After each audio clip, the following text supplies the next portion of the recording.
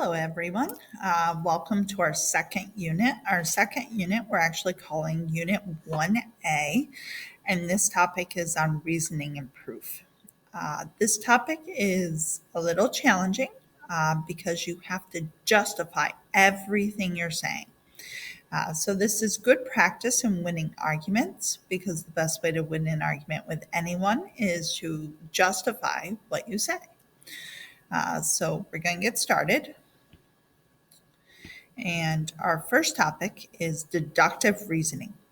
So, proofs are based on a series of statements that are assumed to be true. And these are called premises or hypotheses. Deductive reasoning, we can use premises and other true statements to arrive at a true conclusion. Since definitions are true statements, we can also use these to help us. At times in geometry, there are statements that are not definitions, and yet we know they are true. There are two types of statements, a postulate or axiom. These are statements whose truth is assumed without any proof. So these are things that people said a long time ago that these are true and they are always true. And then a theorem. It's a statement that is proved by deductive reasoning. These are shortcuts, things that other people have proved so we can use them. So, equality postulates. The first property that we're going to use a lot when we're doing proofs is called the reflexive property. And this says something's equal to itself. So AB is equal to AB, or the measure of angle A is equal to the measure of angle B. And this one's important. We're going to use that one a lot. Symmetric property is if A equals B, then B equals A. That one, while it's always true and it comes in handy, you're never going to have to explain that one. Transitive says if A equals B and B equals C, then we can kind of take out the B's in the middle and just say A equals C. And that's transitive property. And how that comes in handy is if we look at this example here, it says AB is congruent to CD and CD is congruent to EF. So we can take out those CDs and conclude that AB is congruent to EF. And this is how we lay out a proof. We have two columns. One column is always statements, one column is always reasons. And whenever we make a statement, we have to give a reason. And these reasons are our theorems and postulates. So our reason here is the transitive property. Substitution's very similar to transitive.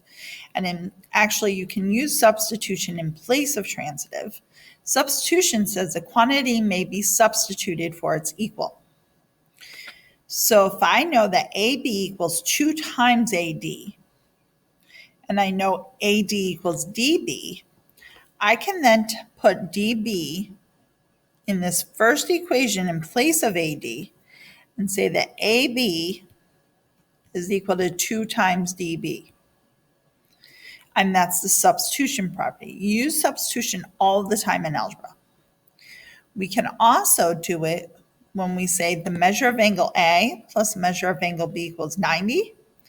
And then we know the measure of angle A equals the measure of angle C. I can put angle C in this first one and say the measure of angle C plus the measure of angle B equals 90. And that's substitution. Next, we're going to talk about addition. So in algebra, you learn the idea where you could add equations together to eliminate.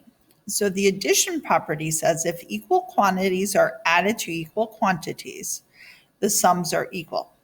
So if I have A equals B and C equals D, I can add the left side together and say A plus C is equal to add the right side together, B plus D.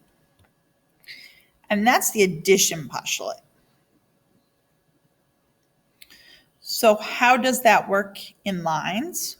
Well, so if I look here, we're saying that AB is equal to DE and BC is equal to EF. So what I can do is I can add those two together and I can say AB plus BC is equal to DE plus EF. And what I did there is I did the addition postulate. So I added the left and added the right. And then if I look at the diagram, AB plus BC is really AC. So I can substitute and say that AC is equal to DF because DE plus EF is equal to DF, and that's substitution.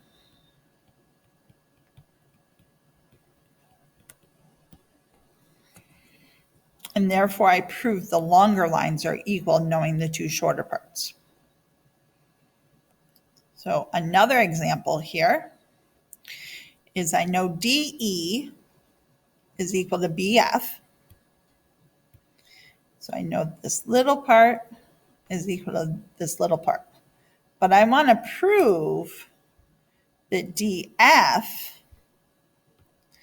is equal to BE.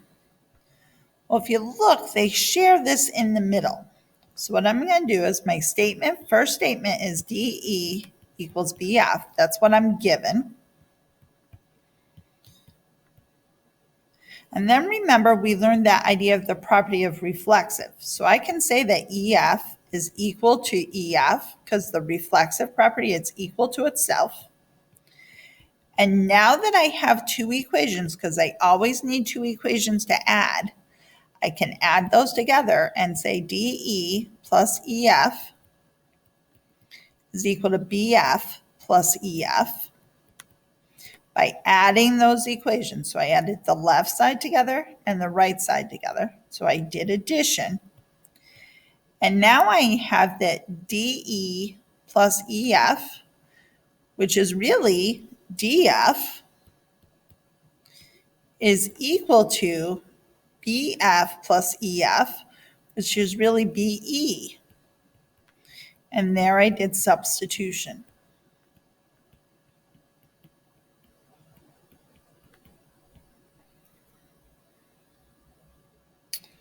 So now for number 3, I don't have a diagram, so what do you think I should do? I should draw a diagram. So I have angle ADE is congruent to CBE. So that's got different vertex. And I know that EDC is congruent to EBA. So that means that here someplace I have a C, and here someplace I have an A. So I know the big one, ADE, is equal to this big one. And then I know that this little one, EDC, is equal to this little one. And I'm trying to prove the other sides, that ADC is congruent to CBA. So step 1 is to always write your givens. ADE is congruent to CBE. And I know that EDC is congruent to angle EBA. And that's given.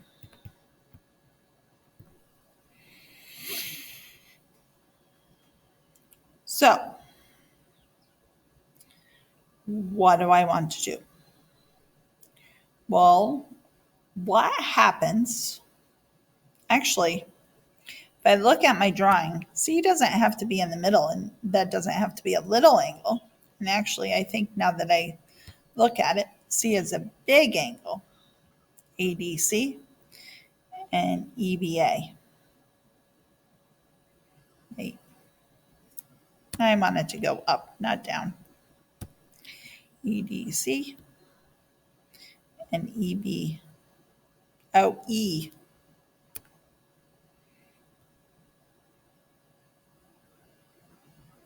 They both have E. I'm just messing this up. I wish I would have given you a drawing. I didn't give you a drawing. So let's make this drawing together. So we have ADE and CBE. They have different vertexes.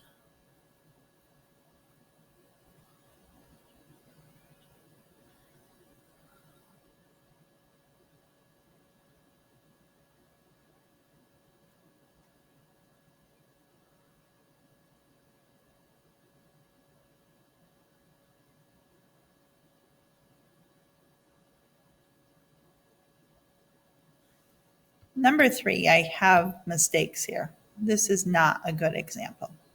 So we're just not going to do number 3.